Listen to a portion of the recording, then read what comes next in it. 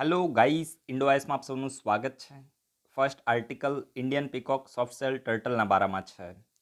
જો ન્યૂઝ શું છે, આસામના સિલચારમાં એક ફિશ માર્કેટ છે, તો ત્યાંથી આ ઇન્ડિયન પીકોક સોફ્ટસેલ ટર્ટલને રેસ્ક્યુ કરવામાં આવ્યા છે, એટલે કે બચાવવામાં આવ્યા છે. તો જો એક્ઝામના પોઈન્ટ ઓફ વ્યૂ રેલેવન્ટ શું છે, આ જે ઇન્ડિયન પીકોક સોફ્ટસેલ ટર્ટલ છે ને, તો એ સાઉથ એશિયા રિજનમાં જોવા મળે છે. હવે તમને એક્ઝામ આપી દે કે ફક્ત ઇન્ડિયામાં જોવા મળે છે, તો આ સ્ટેટમેન્ટ રોંગ હશે. સાઉથ એશિયા રિજન છે. સાઉથ એશિયામાં જેટલી પણ સાર્ક કન્ટ્રીઝ છે, ઇન્ડિયા છે, શ્રીલંકા છે, નેપાળ, ભૂતાન, બાંગ્લાદેશ, આ જેટલી પણ જે સાર્ક કન્ટ્રીઝ છે, તો એની અંદર આ ઇન્ડિયન પીકોક સોફ્ટસેલ ટર્ટલ જોવા મળે છે. એનું આયુષ્યન સ્ટેટસ શું છે? વલ્નરેબલ. દરેક લોકો નોટ ડાઉન કરશે, આયુષ્યનમાં વલ્નરેબલ કેટેગરીમાં આવે છે. અને વાઇલ્ડલાઇફ પ્રોટેક્શન એક્ટ 1972 છે, તો એના શેડ્યુલ 1માં છે, એટલે કે હાઈ લેવલનું પ્રોટેક્શન મળેલું છે. ત્રણે ત્રણ સ્ટેટમેન્ટ એક્ઝામના point of view most important છે. દરેક લોકો નોટ ડાઉન કરશે. આ વિડીયોના કમેન્ટ બોક્સમાં યલો ટર્ટલ વિશે આન્સર આપો. યલો ટર્ટલ વિશે મેં આજથી થોડા મહિના પહેલા આર્ટિકલ ડિસ્કસ કરાવેલો હતો. તો એક્ઝામમાં ડાયરેક્ટ ક્વેશ્ચન બની શકે છે. એનું આયુષ્યન સ્ટેટસ શું છે, ક્યાં જોવા મળે છે, અને જેટલા પણ ઇમ્પોર્ટન્ટ પોઈન્ટ હોય દરેક લોકો રિવિઝન કરે. એના પછી જે નેક્સ્ટ આર્ટિકલ છે, તો એ બાયોલોજિકલ વેપનના બારામાં છે. હવે જો આપણા vice chief of army staff છે, જેમનું નામ છે લેફ્ટનન્ટ જનરલ S.K. સૈની, તો એમના દ્વારા એવું કહેવામાં આવે છે કે ભવિષ્યની અંદર જે વોર થાય છે, તો એ ઝીરો કોસ્ટ વોર હશે, એટલે કે એની અંદર વધારે પડતો કંઈ ખર્ચો નહીં આવે. શા માટે? કારણ કે ભવિષ્યમાં સંભાવના એવી છે કે મોટાભાગની કન્ટ્રી બાયોલોજિકલ વેપનનો યુઝ કરી શકે છે. બાયોલોજિકલ વેપન એટલે તમે સમજો ને, અત્યારે જે કોરોના છે, તો એ પણ એવી સ્પેક્યુલેશન લગાવવામાં આવે છે કે આ ચાઇનાએ એક બાયોલોજિકલ વેપન તરીકે યુઝ કર્યું છે. આ સ્પેક્યુલેશન છે, કોઈ પ્રૂફ નથી, બરાબર છે. તો બાયોલોજિકલ વેપન શું છે, એના વિશે આપણે ઇન્ફોર્મેશન લઈએ ને, તો જો બાયોલોજિકલ વેપનને જમ વેપન પણ કહેવામાં આવે છે. સમજી ગયા? યાદ રાખજો, બાયોલોજિકલ વેપન છે તો એને જમ વેપન છે તો એ પણ કહેવામાં આવે છે. અને આમાં કરવામાં શું આવે છે કે જે બેક્ટેરિયા છે, વાયરસ છે, ફંજાઈ છે, ટોક્સિન છે, અને જેટલા પણ બાયોલોજિકલ વેપન હોય, બીજા જે એજન્ટ હોય, બાયોલોજિકલ એજન્ટ, તો આનો યુઝ કરીને વેપન એટલે કે શસ્ત્ર બનાવીને હ્યુમન છે, એનિમલ છે, અથવા તો પ્લાન્ટ છે, તો એની અગેન્સ્ટમાં એક શસ્ત્ર તરીકે એનો યુઝ કરવામાં આવે, તો એને આપણે શું કહે છે? બાયોલોજિકલ વેપન કહીએ છીએ. આ તમને ખબર પડી ગઈ કે જે બેક્ટેરિયા, વાયરસ, ફંજાઈ, ટોક્સિન અથવા તો કોઈ પણ પ્રકારના બાયોલોજિકલ એજન્ટનો યુઝ કરી વેપન બનાવીને હ્યુમન જે છે, તો એની અગેન્સ્ટમાં આનો યુઝ કરવામાં આવે, તો એને આપણે બાયોલોજિકલ વેપન કહીએ છીએ. અને બાયોલોજિકલ વેપનના આપણે પ્રકારો જોઈએ તો તમે જુઓ કે કેમિકલ વેપન છે, રેડિયોલોજિકલ વેપન છે, ન્યુક્લિયર વેપન છે. હવે જો આ ન્યુક્લિયર વેપન છે ને, તો આમાં પણ કેવું થાય છે કે જે ન્યુક્લિયર વેપન છે, તો એક વખત જે ન્યુક્લિયર બોમ્બનો અટેક થાય, તો એના પછી રેડિયેશન છૂટે છે. તમે જુઓ કે હિરોશીમા અને નાગાસાકી ઉપર 1945માં USA દ્વારા ન્યુક્લિયર બોમ્બનો અટેક કરવામાં આવ્યો, તો એ ન્યુક્લિયર બોમ્બનો અટેક થયો ત્યારે તો લોકોનું મૃત્યુ થયું, પણ એના પછી ત્યાં શું થયું? રેડિયેશન છૂટી ગયા. અને એ જે રેડિયેશન છે, તો એ રેડિયેશન હજુ પણ એની ઇફેક્ટ છે, તો હજુ પણ જોવા મળે છે. હજુ પણ 1945 અત્યારે 2020 ચાલી રહ્યો છે, હજુ પણ ત્યાં જે પણ બાળકો જન્મે, તો એના શરીરની અંદર બાયોલોજિકલ ખામી જોવા મળે છે. સમજી ગયા? એના હાથ પગની અંદર, એના શરીરની અંદર ખામી, ખોડખાપણ જોવા મળે છે. તો આની શું છે? નેગેટિવ કોન્સિક્વન્સીસ છે. આને વેપન ઓફ માસ ડિસ્ટ્રક્શન કહેવામાં આવે છે. તો જે બાયોલોજિકલ વેપન જે છે, તો એને વેપન ઓફ માસ ડિસ્ટ્રક્શન તરીકે પણ ઓળખવામાં આવે છે. અને આ જે બાયોલોજિકલ વેપન છે, તો એને ખતમ કરવા માટે, જે હ્યુમેનિટી છે, તો એને બચાવવા માટે એક કન્વેન્શનને સાઇન કરવામાં આવ્યું હતું. અને જેનું નામ છે બાયોલોજિકલ વેપન કન્વેન્શન. યાદ રાખજો, એક્ઝામના પોઈન્ટ ઓફ વ્યૂ ખૂબ જ ઇમ્પોર્ટન્ટ છે. આ છે તો એ લીગલી બાઇન્ડિંગ ટ્રીટી છે. મોસ્ટ ઇમ્પોર્ટન્ટ છે, યાદ રાખજો, લીગલી બાઇન્ડિંગ ટ્રીટી છે. લીગલી બાઇન્ડિંગ ટ્રીટી છે. આ હું 3 વખત બોલું છું, કારણ કે આમાં જે પણ પાર્ટીઝ મેમ્બર હોય, એને આની પ્રોવિઝન છે, તો એને ફોલો કરવી જ પડે છે. લીગલી બાઇન્ડિંગ ટ્રીટી છે. અને આનો મેઇનલી મકસદ શું છે કે જેટલા પણ બાયોલોજિકલ વેપન છે, જે આર્મ્સ છે, તો એને ખતમ કરી દેવા, આનો મેઇનલી મકસદ છે. અને biological weapon convention is first multilateral disarmament treaty. First multilateral disarmament treaty છે. સમજી ગયા? એટલે કે ખાસ કરીને બાયોલોજિકલ વેપન છે, તો એનું ડિસઆર્મામેન્ટ કરવા માટે ફર્સ્ટ મલ્ટીલેટરલ ટ્રીટી છે. અને મેઇનલી આ જે ટ્રીટી છે, તો ક્યારે સિગ્નેચર આને સાઇન ક્યારે કરવામાં આવી હતી? તો 1972માં સાઇનિંગ માટે ઓપન કરવામાં આવી હતી, 1972માં. અને ફોર્સમાં ક્યારે આવી હતી? તો 1975માં, 1975માં આ જે ટ્રીટી છે, તો ફોર્સમાં આવી હતી. અને આની અંદર કેટલી મેમ્બર કન્ટ્રીઝ છે? તો 183 જે દેશ છે, તો એ આના મેમ્બર છે, including India as well. Right? India પણ આનું મેમ્બર છે. એક્ઝામના પોઈન્ટ ઓફ વ્યૂ ઇમ્પોર્ટન્ટ છે. ઇન્ડિયા મેમ્બર છે, એટલા માટે જ આ આર્ટિકલને આપણે ડિસ્કસ છે, તો એ કરવો પડે.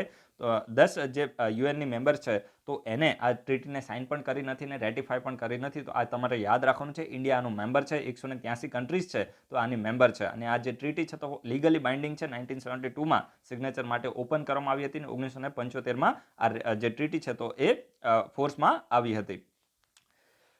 હવે એક ક્વેશ્ચનનો તમે આન્સર આપો. Comprehensive convention on international terrorism છે, આના વિશે થોડી ઇન્ફોર્મેશન આપો કે આ જે comprehensive convention on international terrorism છે, તો આ કન્વેન્શન અને કોના દ્વારા પ્રપોઝ કરવામાં આવ્યું હતું, એના સિવાય ક્યારે આને પ્રપોઝ કરવામાં આવ્યું હતું, આનો મેઇનલી મકસદ શું છે? આ comprehensive convention on international terrorism છે, તો આનો મેઇનલી મકસદ શું છે અને આ કન્વેન્શનને એડોપ્ટ કરવામાં કયા કયા હર્ડલ આવી રહ્યા છે? આ એક્ઝામનો પોઈન્ટ ઓફ વ્યૂ ઇમ્પોર્ટન્ટ છે. ઇવન મીન્સમાં પણ આના રિલેટેડ ક્વેશ્ચન આવી શકે છે અને આમાં ઇન્ડિયાનો રોલ થોડો અથવા તો ખૂબ જ વધારે રોલ છે. તમે જોશો પછી તમને ખબર પડશે. તો એક્ઝામનો પોઈન્ટ ઓફ વ્યૂ ઇમ્પોર્ટન્ટ છે. દરેક લોકો આ વિડીયોના કમેન્ટ બોક્સમાં આના વિશે આન્સર આપે, પાર્ટિસિપેટ કરશો તો વધારે મજા આવશે. એના પછી જે નેક્સ્ટ આર્ટિકલ છે તો ઇન્ડિયાના ટોપ 10 પોલીસ સ્ટેશનના બારામાં છે. તો જો આપણી જે યુનિયન હોમ મિનિસ્ટ્રી છે તો એના દ્વારા ભારતના જે ટોપ 10 પોલીસ સ્ટેશન છે તો એનું લિસ્ટ છે તો એને જારી કરવામાં આવી છે 2020 માટે. અને મેઇનલી એનો મકસદ શું છે કે જેટલા પણ સારા એવા પોલીસ સ્ટેશન જે ભારત દેશની અંદર સારા એવા પોલીસ સ્ટેશન હ્યુમન માટે કાર્ય કરી રહ્યા છે તો એને ઇન્સેન્ટિવાઇઝ કરવા અને જે પોલીસ સ્ટેશન છે તો એની અંદર કોમ્પિટિશનનો એક હેલ્ધી કોમ્પિટિશનનો માહોલ ક્રિએટ કરવા માટે કે ભાઈ આજે આ વર્ષે પહેલો નંબર આવ્યો, આવતી વખતે હું પહેલો નંબર આવીશ, સમજી ગયા. આ બીજો છે એને એવું થાય કે હું પહેલા નંબર ઉપર આવીશ અને ત્રીજો એને એવું થાય કે હું પહેલા અથવા તો બીજા નંબર ઉપર આવું. આ પ્રકારનું એક કોમ્પિટિશનનો માહોલ ક્રિએટ થાય એ માટે આ પ્રકારનું જે પોલીસ સ્ટેશનનું જે લિસ્ટ છે તો એને જારી કરવામાં આવે છે. અને જે પ્રધાનમંત્રી નરેન્દ્ર મોદી છે તો એને 2015માં એમને ડીજીપીની કોન્ફરન્સ છે તો એને એડ્રેસ કરતા હતા. આપણે જે ગુજરાતનું કચ્છ છે તો ત્યાં એમને એવું કીધું હતું કે આ પ્રકારે જે પોલીસ સ્ટેશન છે તો એની માટે ટોપ 10 પોલીસ સ્ટેશનનું એક લિસ્ટ છે તો એને જારી કરવું જોઈએ, એવું આ પ્રકાર જે મોદી છે તો એના દ્વારા ડાયરેક્શન આપવામાં આવ્યું હતું. અને મોદી સાહેબ કંઈ પણ બોલે તો માનવું જ પડે, સમજી ગયા. તો એને ધ્યાનમાં લઈને મોટા ભાઈએ આ પ્રકારનું જે લિસ્ટ છે તો એને શરૂ કર્યું હશે. અને ત્યારે તો એમને હોમ મિનિસ્ટર નહોતા, પણ આપણે જસ્ટ ખાલી એક યાદ રહે એટલા માટે આ પ્રકારે બોલવાનું હોય છે, સમજી ગયા. તો તમારે એટલું યાદ રાખવું છે કે મિનિસ્ટ્રી ઓફ હોમ અફેર્સે જે પીએમનું ડાયરેક્શન હતું તો તેને ધ્યાનમાં લઈને આ પ્રકારનું જે લિસ્ટ છે તો એને શરૂ કરેલું છે. અને આપણે ટોપ 10 પોલીસ સ્ટેશનો જોઈએ ભારતના, તો જો સૌથી પહેલાં તમારે યાદ શું રાખવાનું છે કે મણિપુરમાં પહેલા નંબર ઉપર છે, સમજી ગયા. એનું નામ તો તમને યાદ નહીં રહે પણ મણિપુરમાં છે એટલું તમે યાદ રાખશો તો એલિમિનેશન મેથડનો યુઝ કરીને તમે સોલ્વ કરી દેશો, રાઈટ.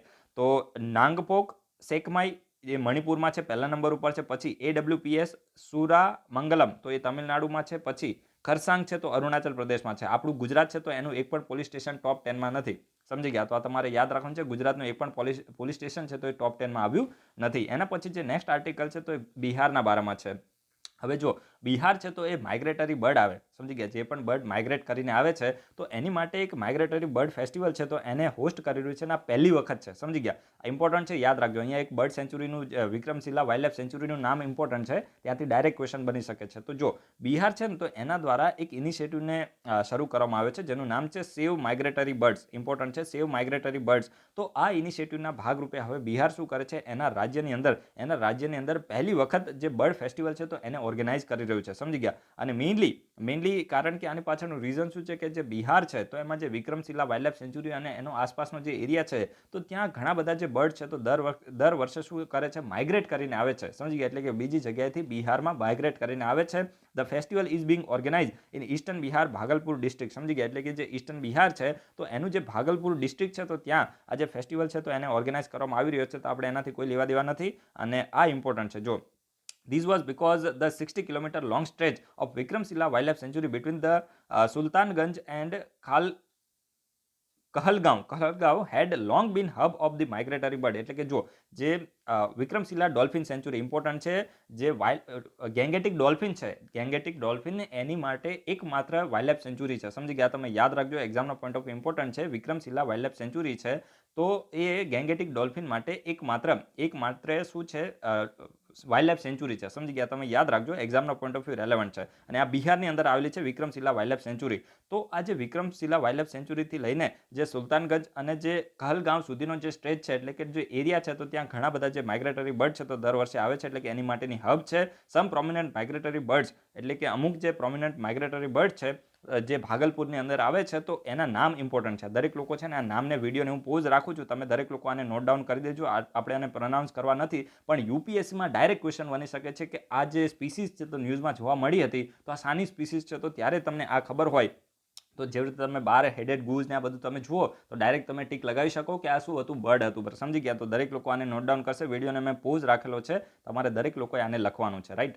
હવે આપણે નેક્સ્ટ જોઈએ તો હવે જે FC કોહલી છે તો એમનું મૃત્યુ થયું છે, તો એના માટે આપણા જે પ્રધાનમંત્રી છે તો એમને ખૂબ જ વધારે એવો શોક છે તો એને વ્યક્ત કર્યો છે. તો સારી એવી પર્સનાલિટી હતા ત્યારે જ એમને આ પ્રકારનો શોક છે તો એને વ્યક્ત કર્યો છે ને. તો FC કોહલી વિશે આપણે થોડી ઇન્ફોર્મેશન લઈએ. સારી એવી પર્સનાલિટી છે અને એમનું પૂરું નામ શું હતું? ફકીરચંદ કોહલી. ફકીરચંદ કોહલી એમનું પૂરું નામ હતું અને ખૂબ જ લાંબો એવો અને ખૂબ જ ભવ્ય આમનો જીવનકાળ રહ્યો છે. 1924 થી લઈને 2020 સુધીનો આમનો જીવનકાળ છે. આમને કોણ હતા? તો ઇન્ડસ્ટ્રીયાલિસ્ટ હતા. સમજી ગયા? એવું લખીને આવે કે આમને એક આર્ટિસ્ટ હતા કે ગરબા રમતા હતા કે આવું બધું કશું ના આવે. સમજી ગયા? આમને કોણ હતા? આમને એક ઇન્ડસ્ટ્રીયાલિસ્ટ હતા. તમારે યાદ રાખવાનું છે. And he was the founder and the first CEO of Tata consultancy service, એટલે કે જે TCS જેને આપણે શોર્ટમાં કહીએ છીએ, તો એના પહેલા CEO હતા. અને આ જે TCS છે તો ભારતની શું છે? લાર્જેસ્ટ સોફ્ટવેર સર્વિસ કંપની છે. રાઈટ, આ તમારે યાદ રાખવાનું છે. TCS છે તો એ ભારતની લાર્જેસ્ટ સોફ્ટવેર સર્વિસ કંપની છે. હી head been president of NASSCOM. હવે આ નાસ્કોમનું ફૂલ ફોર્મ શું થાય છે? National association of software and service company. Right, તો આ જે નાસ્કોમ છે તો એના આમને પ્રેસિડેન્ટ રહી ચૂક્યા છે. સમજી ગયા? He head been president of the NASSCOM as well, and he is referred to as the father of Indian IT industry. Most important છે કે ઇન્ડિયન IT ઇન્ડસ્ટ્રી છે તો એના પપ્પા હતા. બરાબર છે, તો આ તમારે યાદ રાખવાનું છે. જે FC કોહલી હતા એમને ભારતની જે IT ઇન્ડસ્ટ્રી છે તો એના ફાધર તરીકે એમને ઓળખવામાં આવે છે. અને હવે તો ભાઈ રહ્યા નથી. And for his contribution to the establishment and the growth of the IT industry, એટલે કે ભારત દેશની અંદર જે IT ઇન્ડસ્ટ્રી છે તો એના એસ્ટાબ્લિશમેન્ટ અને એના ગ્રોથ માટે આમનું જે કોન્ટ્રીબ્યુશન છે તો એને ધ્યાનમાં લઈને આમને father of Indian IT industries તરીકે ઓળખવામાં આવે છે. અને આમને પદ્મભૂષણ એવોર્ડ છે તો એ પણ મળેલો છે. બરાબર છે, તો આ બધું જે એક્ઝામના પોઈન્ટ ઓફ વ્યૂ રેલેવન્ટ હતું મેં તમને અત્યારે ઇન્ફોર્મેશન આપી છે. દરેક લોકો નોટ ડાઉન કરશે. હવે આપણા વિડીયોને કોણ લાઈક કરે છે? એમાં એક ભાઈ છે તો એ તો સામેથી વોલેન્ટરીલી ગઈકાલે બહાર આવી ગયા છે ને એમની જે કમેન્ટ છે તો એને મેં આપણા ગઈકાલના વિડીયોમાં પિન પણ કરી છે. ભાઈ એવું બોલે છે કે મને વિડીયો ડિસલાઇક કરવાની મજા આવે છે એટલે હું વિડીયો છે તો એને ડિસલાઇક કરું છું, અને હું ભણવાના વિડીયોથી કંટાળી ગયો છું એટલા માટે હું આ વિડીયોને ડિસલાઇક કરું છું, આવું એમનું કહેવું છે. બાકી તો આપણા વિડીયોમાં કોઈ ખામી નથી, એટલે એટલીસ્ટ મને તો સેટિસ્ફેક્શન થયું કે હું મારા તરફથી બેસ્ટ ટ્રાય કરી રહ્યો છું. ભાઈ હું તમને ઓપનલી કહું છું કે તમને વિડીયો ના ગમે તો એક નહીં 10 અકાઉન્ટ બનાવો અને 10થી ડિસલાઇક કરો. મને છે ને ભોજ્યો ભાઈ પણ ફરક પડવાનો નથી. બરાબર છે, કશું મને ફરક નથી પડતો. આ તો મારે ખાલી તમારી ગ્રીવન્સ જાણવી હતી. અને તમને ભાઈ કંટાળો આવે તો મેં તો તમને કંઈ કંકોત્રી તો આપી નથી કે અમારા વિડીયોને જોવા આવો. આ તો બધા DM અને DC માટેના વિડીયો છે, જેવા તેવા લોકો માટે નથી. એવું લાગે તો નહીં આવવાનું. મેં તમને કપિલ શર્માની લિંક આપીને તો કપિલ શર્માની વિડીયો જોવો. બરાબર છે, પણ અહીંયા ટાઈમપાસ કરવા ના આવો. અને એવો ડિસલાઇક કરવાનો શોખ છે તો ભાઈ એક નહીં 10 અકાઉન્ટ બનાવીને ડિસલાઇક કરો, મને કાંઈ ફરક પડવાનો નથી. બરાબર છે, વિડીયો મારો ડેલી આવી જ જશે. આ મારું ઓપન ચેલેન્જ છે, તો જે કરવો એ કરો, જાઓ. એના પછી જે નેક્સ્ટ આર્ટિકલ છે તો એ ખાસ કરીને પ્યોરિટી ટેસ્ટના બારામાં છે. હવે જો ભારતની જે હની એટલે કે મધ છે તો એની 13 બ્રાન્ડ હતી. બરાબર છે, હવે એ જે 13 બ્રાન્ડ હતી તો એમાંથી 10 બ્રાન્ડ છે તો એ પ્યોરિટી ટેસ્ટમાં ફેલ કરી ગઈ છે. પ્યોરિટી તમે જુઓ કે 13માંથી જે, અને આ પાછી આ બધી બ્રાન્ડને એક્સપોર્ટ કરવાની હતી. ઇન્ડિયામાં તો આને ટેસ્ટ જ ના થાય. ઇન્ડિયામાં તો લોકોને જે આપે એ ચાલી જાય. બરાબર છે, ઇન્ડિયામાં તો આનો ટેસ્ટ જ ના થાય. હવે એ 13માંથી જે 10 બ્રાન્ડ છે તો એને એક્સપોર્ટ કરવી હતી એટલે એનો પ્યોરિટી ટેસ્ટ કરવામાં આવ્યો. અને એ ટેસ્ટનું નામ શું છે ને એ જ મારે તમને કહેવાનું છે. ડાયરેક્ટ ત્યાંથી ક્વેશ્ચન બનશે UPSC GPSCમાં. રાઈટ, તો એ જે પ્યોરિટી ટેસ્ટ કરવામાં આવ્યો તો એમાં એ જ્યારે એક્સપોર્ટ કરવાનો હતો ત્યારે ટેસ્ટ થયો. જો ઇન્ડિયામાં એને કન્ઝ્યુમ કરવાનો હતો ના થાય. અને એમાં જે 10 આઇટમ છે તો ફેલ કરી ગઈ. અને પ્યોરિટી ટેસ્ટનું નામ શું છે? Nuclear magnetic resonance. આ ઇમ્પોર્ટન્ટ છે ભાઈ. ન્યુક્લિયર મેગ્નેટિક રિસોનન્સ ટેસ્ટ ન્યૂઝમાં હતો. તો આ શાની માટે યુઝ થાય છે? તો જે પણ પ્રોડક્ટ હોય, ખાસ કરીને હની જેવી જે પ્રોડક્ટ છે તો એની પ્યોરિટી, એની જે ક્વોલિટી, એની જે શુદ્ધતા છે તો એને ટેસ્ટ કરવા માટે આ પ્રકારનો જે ટેસ્ટ છે તો એનો યુઝ કરવામાં આવે છે. તો યાદ રાખજો, જે ન્યુક્લિયર મેગ્નેટિક રિસોનન્સ છે. હવે તમે જુઓ કે આ તો તમને ટેકનોલોજી જેવું લાગે, તમને એવું લાગે કંઈક વેપન માટે, સેટેલાઇટ માટે યુઝ થતું હશે, તો ભાઈ એવું કાંઈ નથી.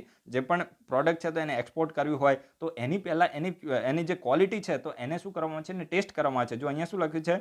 The NMR spectroscopy is an analytical chemistry technique used in quality control and research for determining the content and the purity. લખ્યું છે ને કે જે પર સેમ્પલ લેવામાં આવ્યો હોય તો એની કન્ટેન્ટ અને પ્યોરિટી એઝ વેલ એઝ એનું જે મોલિક્યુલર સ્ટ્રક્ચર છે તો એને ટેસ્ટ કરવા માટે આનો યુઝ કરવામાં આવે છે. તો મેં તો એક્ઝામનો પોઈન્ટ ઓફ વ્યૂ રેલેવન્ટ હતું એ કહી દીધું. વધારે પડતું આપણે R&D કરવા જવાની જરૂર નથી. એના પછી એક જે નેક્સ્ટ આર્ટિકલ છે તો એ C32 LH2 આના બારામાં છે. તો આ C32 LH2 શું છે? તો ટેન્ક છે. આ ઇમ્પોર્ટન્ટ છે, ડાયરેક્ટ ક્વેશ્ચન બનશે. શું છે? ટેન્ક છે.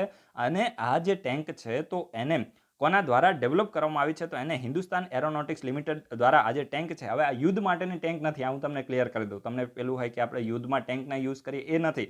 ખાસ કરીને આપણું જે બાહુબલી છે, બાહુબલી એટલે મૂવીની વાત નથી, આપણું જે જીએસએલવી માર્ક 3 છે, જીએસએલવી માર્ક 3, તો એની માટે એનો જે પેલોડ છે તો એની કેપેસિટીને ઇમ્પ્રૂવ કરવા માટે, એની કેપેસિટીને ઇમ્પ્રૂવ કરવા માટે આ જે ટેન્ક છે તો એને હોલ દ્વારા બનાવવામાં આવ્યું છે હિન્દુસ્તાન એરોનોટિક્સ લિમિટેડ દ્વારા. હવે આમાં અમુક લોકોને એવું ક્વેશ્ચન થાય કે કઈ રીતે કેપેસિટી આની ઇમ્પ્રૂવ થશે?